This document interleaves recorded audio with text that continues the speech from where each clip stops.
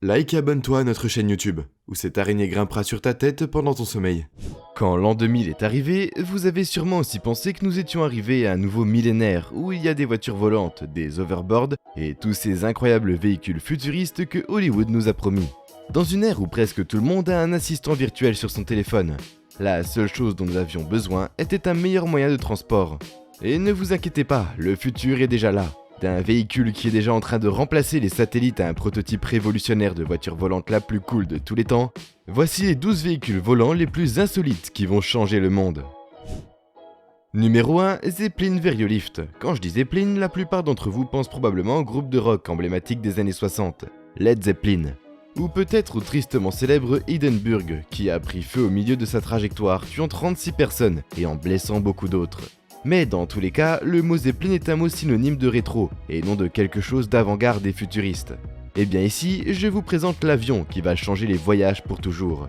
Les Zeppelins pourraient très bien faire un magnifique retour avec un dirigeable à énergie solaire pour le transport de marchandises. Avec une nouvelle coque en aluminium à la pointe de la technologie et l'aimable autorisation de la société britannique Veriolift Airship, selon le PDG de la société, ce véhicule sera capable d'effectuer des vols transatlantiques de l'Angleterre aux États-Unis, en ne consommant que 8% du carburant d'un avion ordinaire. Cette invention étonnante sera alimentée par 2 moteurs à énergie solaire et 2 moteurs à réaction conventionnelle. Le seul hic est qu'en raison de sa conception d'énergie solaire et l'absence d'une batterie embarquée, ce véhicule sera limité à la lumière du jour. Et ce sera un moyen très rapide de voyager, mais sa vitesse sera seulement environ de la moitié de celle d'un Boeing 747. Et à la fin de la journée, qu'est-ce qui est le plus important? Voyager vite ou sauver la seule planète où nous pouvons réellement vivre? Le choix semble assez évident. Numéro 2, un dirigeable de luxe. C'est un véhicule révolutionnaire. Le Heather a été créé par un designer basé au Royaume-Uni, Mac Byers.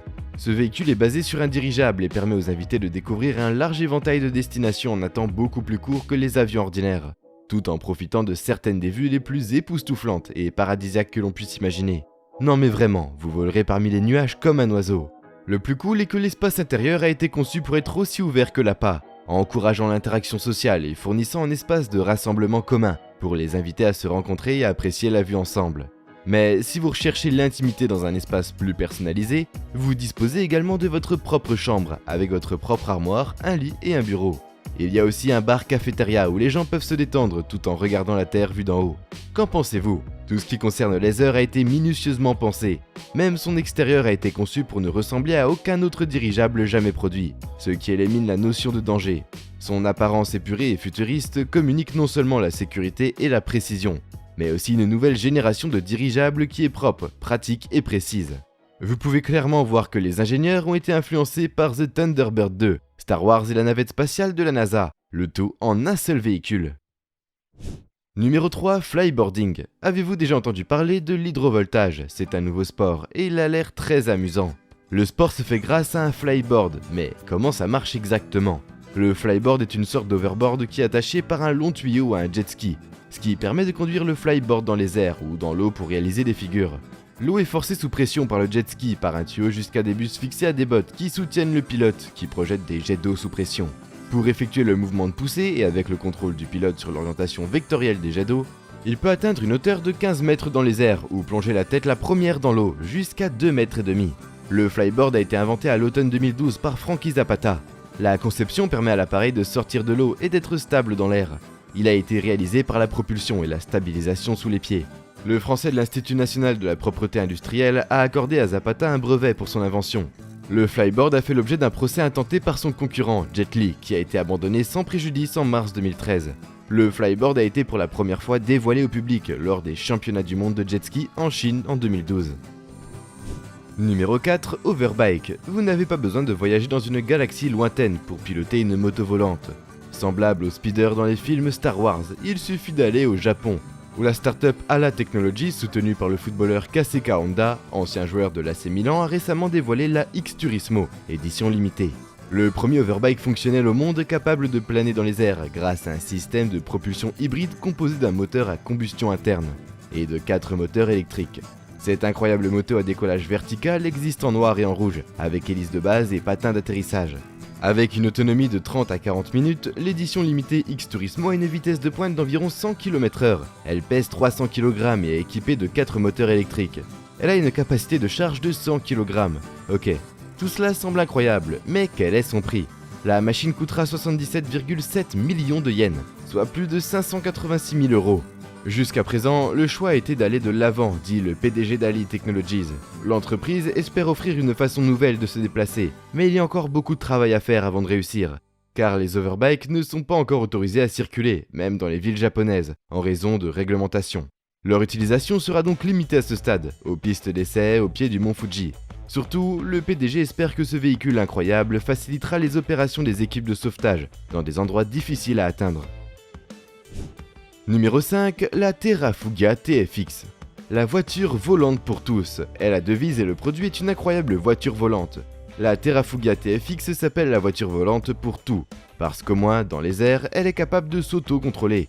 Donc n'importe qui peut la conduire ou la piloter après avoir suivi un cours de 5 heures. Vous avez sûrement aussi pensé qu'une voiture volante n'est pas d'une grande utilité dans un embouteillage, si vous ne pouvez pas vous propulser pour décoller. La TFX a la capacité de décoller et d'atterrir verticalement. En outre, en raison de sa taille, les fabricants s'assurent que la voiture s'adapte dans n'importe quel garage individuel. La Terrafugia TFX utilise un mécanisme hybride rechargeable qui entraîne ses roues lorsqu'elle roule sur l'asphalte, mais pour voler, elle utilise 2 rotors électriques. La marque affirme que cette voiture peut parcourir jusqu'à 804 km avec une charge complète et un réservoir plein. Ils n'ont pas spécifié la vitesse à laquelle elle le fait, donc la TFX n'est pas le premier modèle A de la marque. Il y a quelques années, ils ont lancé la Transition qui était propulsée par un moteur d'avion de 99 chevaux de type Rotax, capable de fournir un rendement énergétique de 14,8 km par litre sur la route. Maintenant, la question à $1 million est quel est son prix? Vous pouvez avoir cette beauté d'un véhicule pour la petite somme d'environ 300 000 $. Numéro 6, Pop-Up Next. Audi s'est associé à Italdesign et Airbus pour ce projet de véhicule électrique modulaire. Le Pop-Up Next, présenté au public au Salon de l'Automobile de Genève, est un véhicule sur lequel on peut fixer un système de roues ou d'hélices pour le transformer en une voiture conventionnelle, ou un véhicule volant qui ressemble à un drone géant. Donc nous sommes face à un concept qui cherche à unir la mobilité horizontale à la mobilité verticale, et qui gagne en force avec l'union d'Audi. Le constructeur appartenant au groupe Volkswagen va apporter son grain de sable en fournissant des systèmes de conduite autonomés électriques, tandis qu'au cours de l'année écoulée, Airbus a développé les ancres et amélioré le design. Le prochain Pop-Up est un véhicule électrique et autonome modulaire. Sa pièce principale est la cabine qui a la capacité pour 2 passagers et un écran de 49 pouces qui remplace le volant. Le contrôle peut donc se faire avec l'écran et les commandes sur les accoudoirs, bien que nous puissions également interagir avec le véhicule grâce à des systèmes de reconnaissance vocale et faciale, ainsi qu'un visuel qui analyse l'endroit où nous allons en regardant. L'habitacle sera en 2 modules. D'une part, nous avons un système de roues avec lequel la transformer en une voiture électrique relativement conventionnelle, et d'autre part, nous pouvons également attacher un système d'hélice pour la transformer en un véhicule volant. En fait, si vous voyez qu'il va y avoir beaucoup de trafic, vous pouvez toujours voler jusqu'à votre destination, et ne plus jamais être en retard. Numéro 7, DeLorean Aerospace DR7. DeLorean Aerospace ne cherche pas à construire une machine à remonter le temps, mais une voiture volante. L'entreprise a été fondée en 2012 par Paul DeLorean, le neveu de John DeLorean, fondateur de la société éponyme, et mondialement connu depuis la trilogie Retour vers le futur. DR7 est le nom de l'avion à décollage et atterrissage vertical, ou BETOL, que l'entreprise de la région de Los Angeles cherche à fabriquer. Si l'objectif final de DeLorean Aerospace est de construire un véhicule électrique et autonome qui peut accueillir 2 personnes, l'entreprise est encore loin d'en être à la phase de test. La DeLorean Aerospace explique qu'elle a fabriqué 2 prototypes jusqu'à présent, le premier ne mesurant que 76 cm et le second étant à l'échelle 1/3. Le final de la DR7 devra mesurer 6 mètres par 5 mètres et demi, et aura 2 paires d'ailes, une à l'avant et l'autre à l'arrière. Volumineuses, ces grandes ailes sont repliables, la machine pourra ainsi être stockée dans un grand garage. Surtout que les formes des ailes permettent au DR7 de continuer à planer dans les airs, si le moteur s'arrête soudainement, augmentant ainsi les chances d'un atterrissage en toute sécurité. Numéro 8, Jet Lilium. Le Lilium Jet est un avion à décollage et atterrissage vertical, développé et fabriqué par Lilium Investling, en Allemagne. Le Lilium a été fondé en 2015 par 4 ingénieurs et doctorants de l'Université technique de Munich. Ils sont soutenus par le Centre d'incubation d'entreprises de Bavière, l'Agence spatiale européenne ESA, une société chinoise, une banque et un fonds de technologie et des investisseurs privés. Le premier vol d'un prototype biplace a eu lieu le 20 avril 2017 à l'aéroport d'Oberpfaffenhofen, près de Munich en Allemagne. Le produit final est prévu pour 2025. Lilium prévoit de développer un modèle de 5 places pour permettre un service de taxi aérien en mars 2018. un nouveau tour de financement de 90 millions de dollars a été réalisé depuis mai 2018. Le designer automobile Frank Stevenson a été chargé de la conception de la voiture. Il travaillait auparavant pour BMW et a conçu différentes marques de voitures de sport. En août 2018, Arnold Müller, précédemment directeur marketing et directeur général de son entreprise, Spree Image GmbH, et membre de l'équipe de direction, est devenu le vice-président du marketing de l'hélium. Il fera de la société de développement de taxis aériens et ses produits une marque internationale. Le Lilium Jet est une sorte de voiture électrique décollant verticalement, comme un hélicoptère, et vole comme un avion.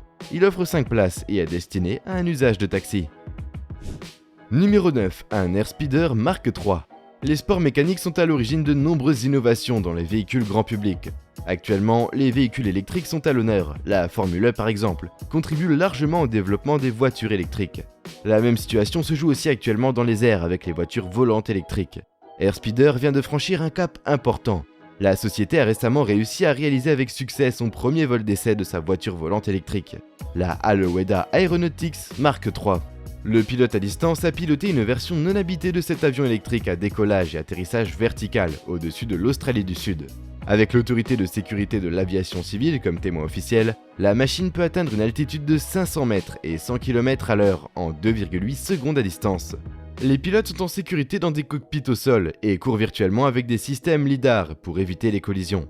La conception est pensée et conçue pour limiter les temps d'immobilisation. En effet, si le véhicule d'Airspeeder ne peut voler que 15 minutes sur une seule charge, pris en 20 secondes seulement. Ce vol d'essai permet d'organiser pas moins de 3 courses sans pilote. Les données de ces compétitions devraient permettre d'organiser des courses avec de vrais pilotes à bord. Cette année, Airspeeder devra encore résoudre de nombreux défis posés par le véhicule électrique, notamment la très faible autonomie des batteries. Ce test et les courses à venir suggèrent que les courses de voitures électriques volantes vont rapidement devenir plus réalisables. À ce stade, c'est simplement une question d'affiner les technologies excitantes. Numéro 10, le plus petit dirigeable de Volaris. La société Volaris veut créer une navette aérienne de transport de conteneurs basée sur un dirigeable innovant, reprenant certaines propriétés d'un avion. Ils ont créé un avion hybride, un modèle réduit de la navette dessinée par l'homme. Le livre Guinness valide la performance comme le plus petit dirigeable du monde. Quelque part dans un désert d'Afrique du Nord, une oasis loin de toute route attend son ravitaillement. Une ombre sur le sable annonce son arrivée dans les airs. Un dirigeable de la forme d'une aile d'avion avance transportant entre ses hélices et son train d'atterrissage un conteneur de 30 tonnes et de 12,19 mètres de long. L'avion atterrit comme un avion sur une petite piste de fortune, dépose son conteneur et part en vol automatique sans pilote. Fondé à l'origine par un couple d'agriculteurs locaux en 2001 sur l'aérodrome de Montpougny, Volaris s'est spécialisé jusqu'en 2008 dans les dirigeables publicitaires pour des clients, tels que Volcania, The Weather Channel ou la Tour de France. Et maintenant, ils ont créé un aéronef qui se situe entre un avion, un dirigeable et un drone. Numéro 11, train volant. Les entreprises regorgent d'idées pour révolutionner le transport aérien. L'une d'entre elles vient d'Aka Technologies, une société de conseil en ingénierie et en technologie. Leur projet appelé Link and Fly vise à combiner un train et un avion. Imaginez que vous prenez le train pour rejoindre l'aéroport, d'où, sans quitter votre siège, vous décollez pour votre voyage. Ce projet très futuriste consiste en un dispositif modulaire composé de 2 ailes d'avion, sous lesquelles une cabine est attachée et détachée, qui peut au sol poursuivre son voyage sur rail. Avec une capacité de 162 sièges, celle d'un Airbus A320 est de 150. L'avion est conçu pour des voyages de courte et moyenne durée, pour lesquels il y a peu de bagages en soute ou le déchargement nécessite peu de temps. Et voler pourrait ainsi effectuer 9 rotations, là où un avion classique n'en effectue que 7. Le train d'avion a une envergure de 49 mètres pour 34 de longueur. Il peut transporter jusqu'à 21 tonnes et a une portée de 2200 km. Une fois détaché, la cabine est composée de passagers où le fret est amené sur une voie ferrée pour poursuivre son voyage. Le temps de transfert entre le train et l'avion ne serait plus des sources de tracas pour les passagers. Plus largement, ce type de dispositif permettrait également d'améliorer la fluidité du trafic passager. Numéro 12, Joby, vol électrique. Joby Aviation est une entreprise californienne qui développe un avion électrique à décollage et atterrissage vertical. Le dernier test de l'appareil a réalisé une force rotative réelle ou plutôt 11 tours d'un circuit prédéfini pour une distance totale de plus de 248 km. Le trajet total a pris 1 heure 17 minutes pour réaliser une vitesse moyenne proche de 200 km/h. Et c'est là le fait le plus intéressant, l'appareil a parcouru toute cette distance avec une seule charge. Un exploit impressionnant qui constituerait un record absolu dans cette catégorie assez spéciale. Dès le premier contact visuel, son fuselage à la forme hybride nous fait penser à un mélange entre l'avion et l'hélicoptère. Ces 6 hélices lui permettent de décoller verticalement comme un hélicoptère, mais une fois l'altitude désirée atteinte, les rotors tournent pour passer à l'horizontale, ce qui permet à la machine d'avancer comme un avion, en profitant de la portance des ailes et de l'aérodynamisme de son fuselage hybride. Un mode de fonctionnement qui permet d'économiser beaucoup d'énergie, car en termes d'efficacité énergétique, un rotor vertical comme sur un hélicoptère est un véritable cauchemar. Et nous voilà déjà à la fin de la vidéo. En s'abonnant à Slashcoon, tu deviens automatiquement un ninja. J'espère que la vidéo t'a plu et on se dit à la prochaine pour une toute nouvelle vidéo.